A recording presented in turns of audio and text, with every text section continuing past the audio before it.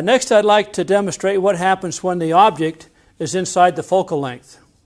Here we have a concave mirror and a focal length of about 12 inches or so, and the object is inside the focal length.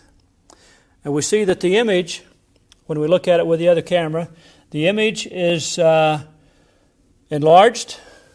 It's closer to the mirror than is the object, and it's erect, and it's virtual.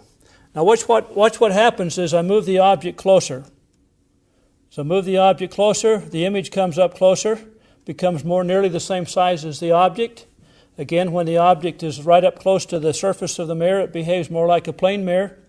And then when I move the object further back, notice how the image moves further back, becomes enlarged, while all the time remaining erect, still virtual.